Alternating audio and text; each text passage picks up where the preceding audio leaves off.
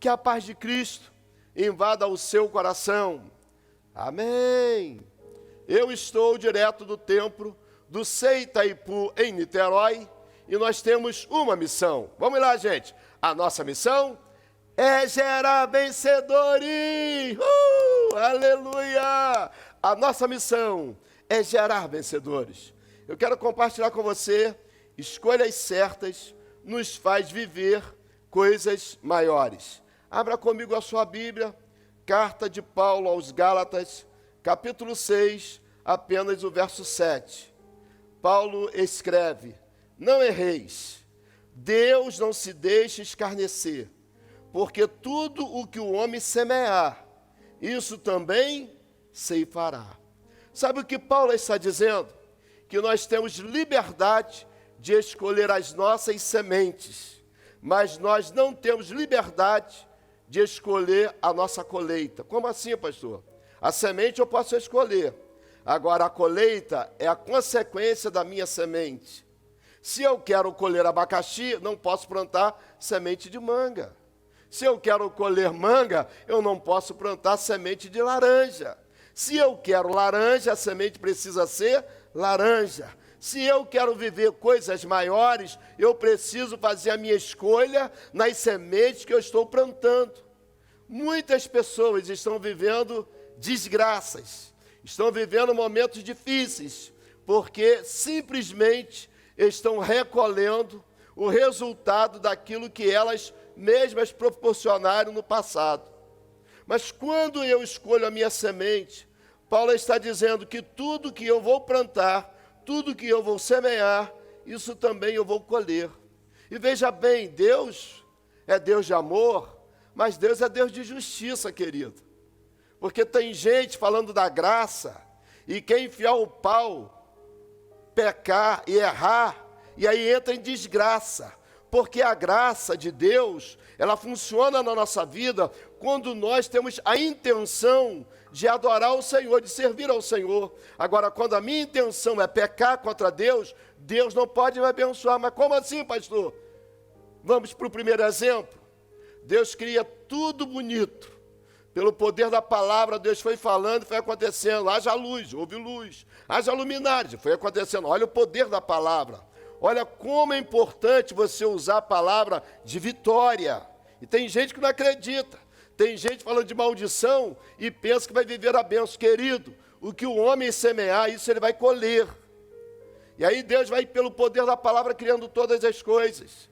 E quando chega na hora da criação do homem, Deus não libera a palavra, o próprio Deus fez. Se abaixa, se curva, pega do pó da terra, confecciona um bonequinho, sopra sobre aquele bonequinho, e o Espírito de Deus entra dentro daquele bonequinho, ele se torna alma vivente. E quando Deus criou o homem, Deus já tinha um projeto: façamos o homem conforme a nossa imagem, conforme a nossa semelhança, e o homem será dominador. E Deus liberou uma palavra sobre a existência do homem. O homem vai dominar sobre os pássaros que voam, vai dominar sobre todos os répteis que se movem sobre a terra. O homem será dominador. E aí Deus prepara um jardim lindo e coloca o homem nesse jardim. E Deus, olhando o homem, dando cabeçada para lá e para cá, Deus falou: não é bom que o homem viva só, vou fazer alguma coisa melhor. E aí Deus fez a obra-prima, que foi a mulher. Então, homem, nós somos rascunho. A obra de arte são as mulheres, porque Deus falou: vou fazer alguma coisa melhor. E aí Deus não pega mais do pó, e agora Deus pega da costela, do lado de Adão, coloca um sono profundo em Adão e coloca agora uma mulher, uma adjuntora, porque mulher é osso duro de roer, foi tirada da costela. É por isso que a mulher, ela tem resistência emocional maior do que nós homens, porque nós homens, muitas das vezes, somos fragilizados por coisas que as mulheres encaram de uma situação normal. E agora Deus prepara aquele casal para viver naquele jardim, mas existia uma ordem de Deus, e Deus falou: da árvore do bem e do mal, vocês não podem comer, o resto está tudo liberado. Agora eu te pergunto, por que o proibido é o desejado? Porque exatamente aquilo que não se pode fazer, a tendência pecaminosa do homem é atraída para isso. Adão não tinha pecado, Adão estava ainda debaixo da unção de Deus, mas o diabo, que quer matar, que quer roubar, que quer destruir, estraga a festa do homem e da mulher. E aí se apresenta a serpente, a antiga serpente, e ela vem de forma sorrateira. Cuidado, quando você ouvir uma voz assim, meiga, macia, melosa, dizendo que Deus é mentiroso. Cuidado, quando você ouvir uma voz dizendo que isso não tem problema, que isso não faz mal, que isso pode, isso é birra de pastor, deve ser um pastor quadrado que falou isso com você, porque Deus não está considerando isso. Cuidado com essa vozinha, porque Eva ouviu a vozinha da serpente, e a serpente falou o que Deus falou para você. Não revele o teu segredo com Deus, não abra o teu coração para declarar para o teu adversário o que é particularidade sua com Deus. Não rasgue para Satanás o presente que Deus te deu. Guarda em segredo, porque o Deus que prometeu, Ele vai cumprir, ainda que não esteja acontecendo agora. Mas calma, só um pouquinho, porque todas as coisas têm um tempo determinado por Deus, e na hora certa acontecerá, porque Deus é fiel. E aí a Bíblia nos fala que a serpente, enganadora, cheia de charme, fala para Eva, Deus falou o quê? E a bobinha da Eva entra na ciranda da serpente. Olha, Deus falou que se a gente comer do fruto dessa árvore, nós vamos morrer. A serpente dá uma gargalhada de que isso, Eva? Na versão de Valdir Brasil, tá? Come, Eva, que emagrece. E a bobinha, uau, então vou comer. E aí Eva come do fruto que Deus tinha proibido. E pior ainda, leva Adão a comer também desse fruto. E Deus tinha um encontro todos os dias com o homem. Todos os dias Deus chamava o homem para conversar. Mas quando, naquele dia, veja bem, Adão não foi para o encontro. E Deus pergunta, Adão, onde estás? Por que isso aconteceu? Porque o pecado afasta o homem de Deus. Deus quer manter intimidade com o homem. Deus fez o homem semelhante a ele, para viver junto, no contato, na conversa, no diálogo, na bênção. Mas o diabo afasta o homem de Deus com o pecado. E aí Deus, Adão, onde você está? E Deus vai ao encontro de Adão. E Deus fala, por que, Adão? Você descobriu que está nu, você comeu do fruto que não podia comer. Veja bem, queridos, só existia, naquela ocasião, Adão e Eva. Por que que Deus não quebrou o galho de Adão? Por que que Deus não falou, Adão, faz de conta que eu não entendi, Adão, vamos tocar a vida que segue, não. Sabe o que Deus fez? Deus expulsou Adão e Eva do jardim que Ele tinha preparado. Então disse o Senhor Deus, eis que o homem é como um de nós, sabendo o bem e o mal. Ora, para que não estenda a sua mão e tome também da árvore da vida e come e vive eternamente, o Senhor Deus, pois, o lançou fora do jardim do Éden para lavrar a terra de que fora tomado. Está entendendo? Quando esse princípio de Deus é quebrado, tudo que o homem semear, isso ele vai colher. Essa palavra se cumpre. Paulo, continuando ainda aos Gálatas 6, agora verso 8, Paulo diz, porque o que semeia na sua carne, da carne ceifará corrupção, mas o que semeia no Espírito, do Espírito ceifará a vida eterna. O que Paulo está dizendo? Não semeie na carne, não semeie no pecado, não semeie no engano, semeie no Espírito, porque se você semeia no Espírito, você ceifará a vida eterna. Por que que Deus não quebra o galho de Adão e Eva? Por que que Deus o expulsa de lá? Porque isso é consequência, querido. Toda vez que o homem erra, não erreis, Deus não deixa escarnecer, porque quando o homem erra, ele colhe do seu erro. E sabia que tem tanta gente pagando preço alto por causa de escolhas erradas, porque falaram na hora errada, falaram para quem não podia falar, fizeram comentários que era segredo e não poderia ser violado e falaram. Eva abriu a boca para Satanás e aí se perdeu. A Bíblia fala sobre Davi, e Davi se perde nas suas palavras. Olha o Salmo 116, versos 10 e 11. Davi escreve: criei, por isso falei, estive muito aflito. Cuidado quando você estiver aflito, porque na hora da aflição você pode falar algo que não deveria falar. E quando você fala algo que é venenoso, cuidado com a lei da semeadura. Está entendendo? Davi disse: eu criei, por isso falei, estava muito aflito. Verso 11, dizia na minha precipitação. Olha como um homem segundo o coração de Deus. Mas porque estava muito aflito e estava precipitado, Davi diz: todos os homens são mentirosos. E aí Davi não exclui ninguém. Jesus Cristo, homem, nunca mentiu. Jesus Cristo, homem, não está enquadrado nessa palavra de Davi. E agora ele reconhece que Deus não mente. E aí Paulo vai contra a palavra de Davi e escreve em Romanos capítulo 3, versos 3 e 4. Paulo pergunta: pois que, se alguns forem incrédulos, a sua incredulidade aniquilará a fidelidade de Deus?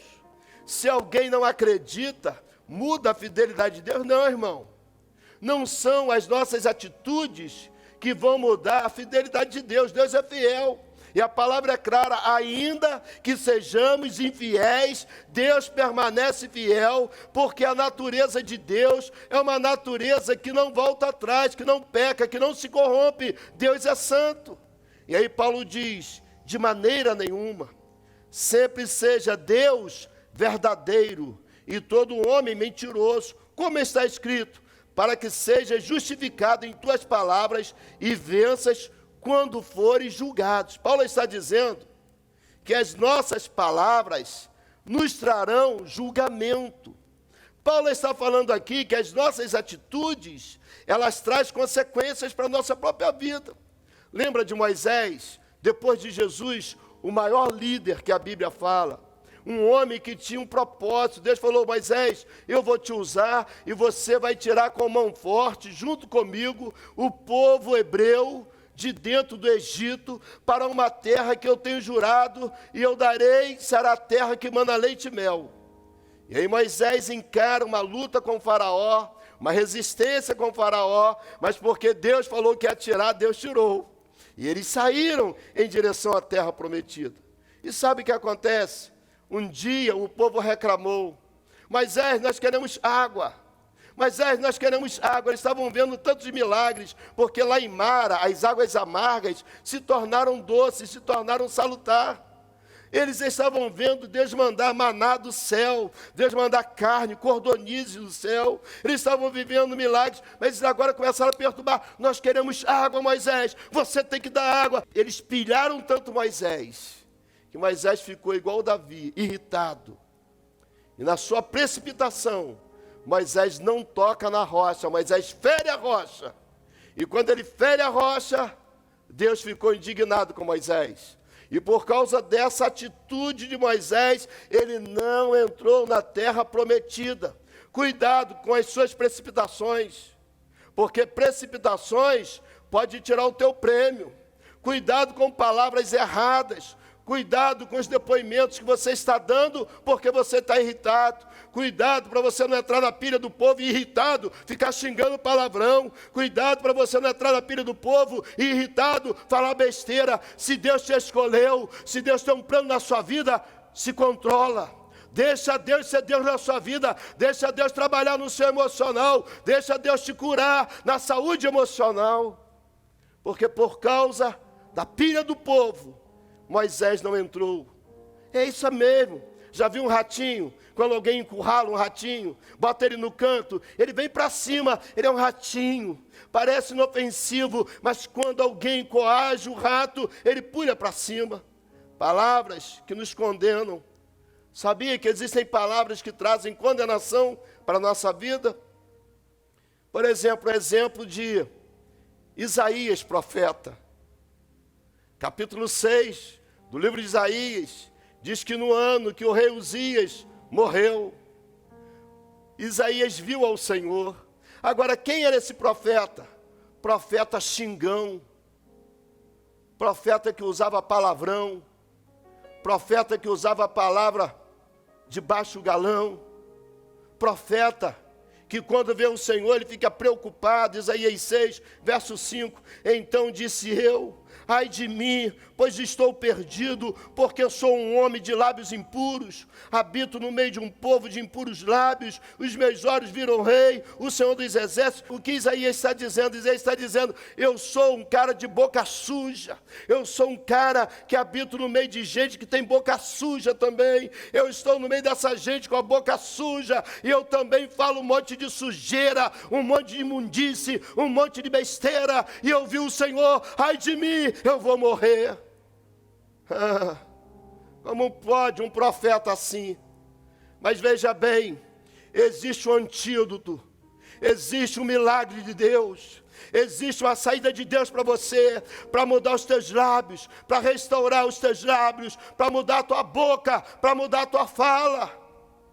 No verso 6, do capítulo 6 de Isaías, está escrito, porém, um dos serafins voou para mim, trazendo na sua mão uma brasa viva, que tirara do altar com uma tenaz, e com a brasa tocou a minha boca e disse, eis que isto tocou os teus lábios, e a tua iniquidade foi tirada, e expiado o teu pecado. Sabe o que Deus pode fazer hoje, aqui e agora? Pegar uma brasa do altar, e tocar nos teus lábios agora, e perdoar o teu pecado, e mudar o teu linguajar. Cuidado, porque palavras condenam. Cuidado, porque o muito falar pode trazer condenação. É melhor você ouvir do que falar. Eu tenho relutado isso na minha vida. Deus falou comigo, eu te dei 2 ouvidos, por quê? E só te dei uma boca. Será que você não está entendendo que pelo menos você tem que ouvir o dobro e falar só a metade? E quantas das vezes palavras que desagrada ao Senhor, Isaías reconheceu e disse, não, os meus lábios são impuros, mas porque ele reconheceu, Deus falou, não, eu purifico, eu santifico os teus lábios. Nessa noite Deus está purificando lábios, nessa noite Deus está santificando lábios, nessa noite Deus está apagando pecados que precisam ser apagados, e vidas que precisam ser libertas. Porque Jesus é o único que liberta. E Jesus faz isso de uma forma espontânea. Quando alguém diz, eu quero Jesus. Quando alguém declara no coração, eu quero Jesus. Jesus entra e muda a história. Jesus transforma. Jesus faz tudo novo. João escreveu Evangelho de Jesus Cristo.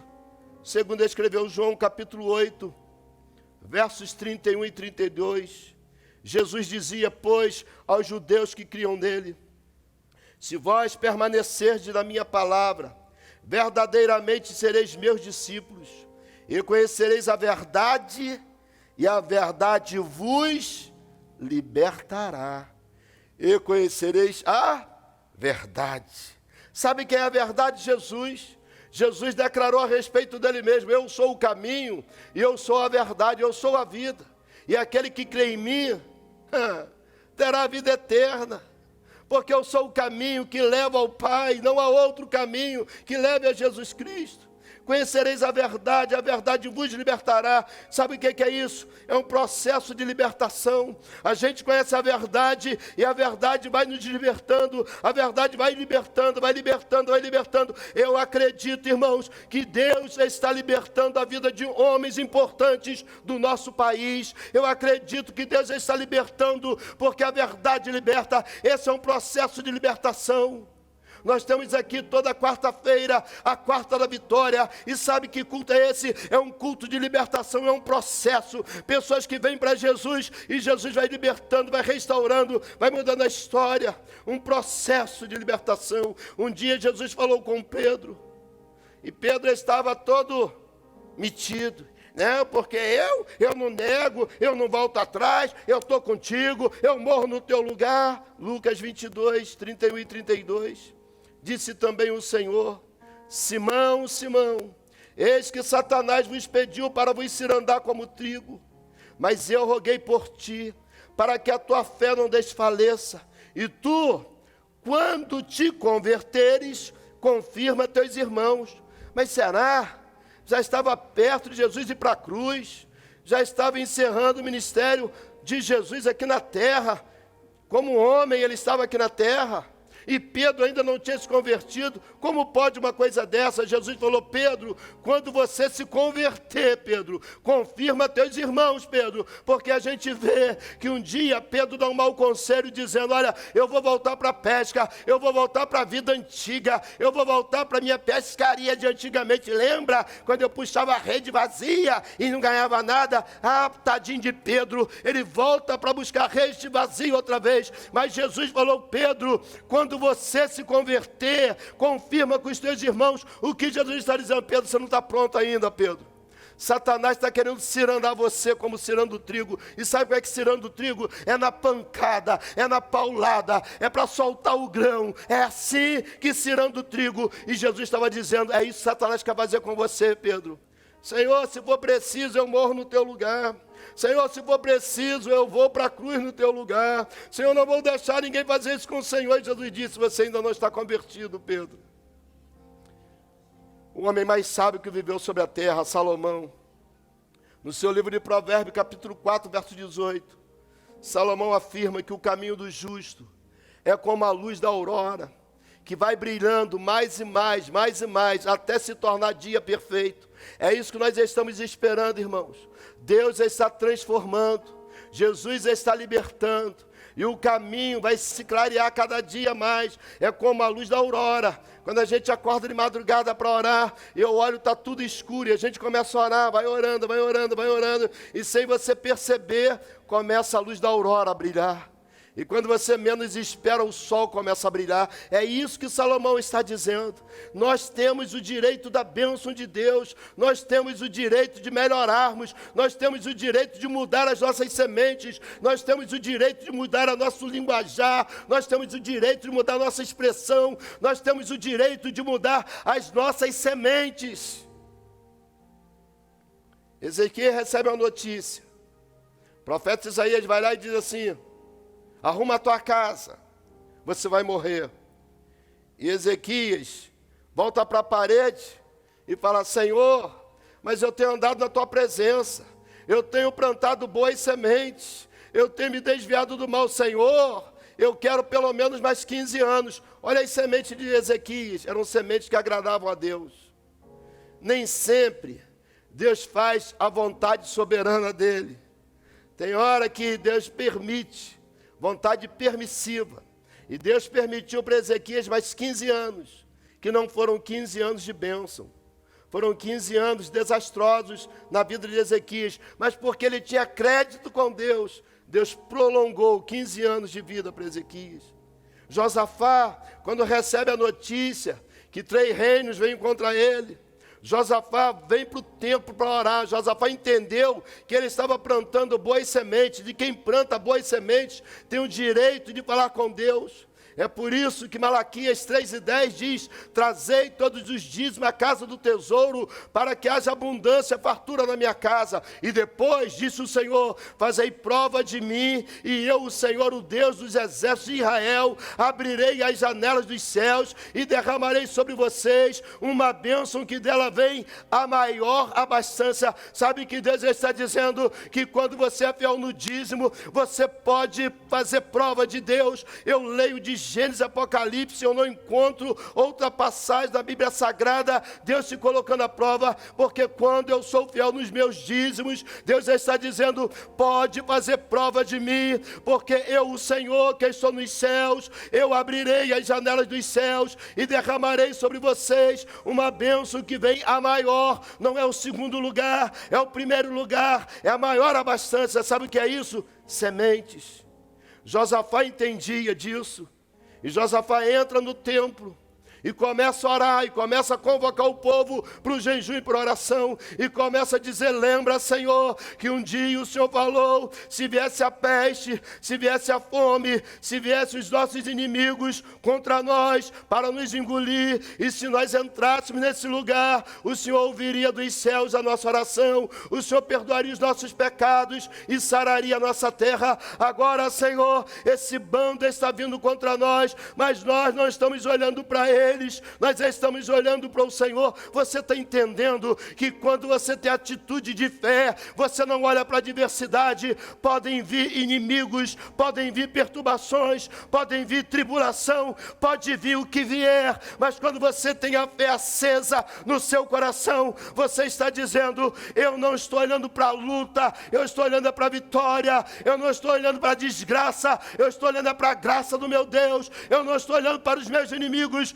os meus olhos estão postos, estão fixos em ti. Foi essa a oração de Josafá, e quando Josafá faz essa oração, Deus levanta um profeta no meio da congregação e diz: assim diz o Senhor, ó rei Josafá, povo de Judá e toda Jerusalém, nessa peleja vocês não têm que pelejar, parai e sai de pé, porque o Senhor vosso Deus peleja por vocês. Ah, meu irmão, quando as minhas sementes são de fé, eu vou colher o sobrenatural. Quando as minhas sementes são atitude de quem acredita, eu vou colher o milagre, porque para Deus não há impossível.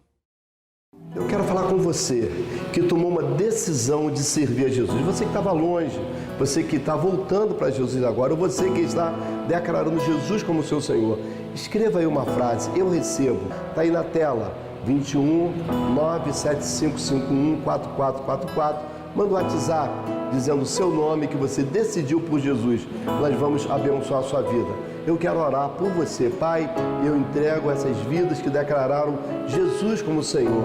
Que a partir de agora haja uma mudança, uma transformação sobre a vida dessas pessoas. Nós declaramos a bênção do Senhor em nome de Jesus. Amém. Deus te abençoe. A Facilite iniciou suas atividades com a intenção de oferecer a melhor proteção veicular do mercado. Estamos comemorando 10 anos de história ao seu lado, protegendo seu veículo, oferecendo nossos benefícios com amor, carinho e muita dedicação. Nossos mais de 200 colaboradores continuam à sua disposição para deixar você ainda mais tranquilo. Graças à sua confiança, comemoramos juntos essa data. Muito obrigado. Rio Ambulâncias, uma excelente opção para transporte eletivo de pacientes entre hospitais, residências, clínicas e exames. Veículos novos com equipamentos completos para remoções complexas. Mais informações: 3620-3269. 3620-3269. Rio Ambulâncias, patrocinador oficial do Gerando Vencedores.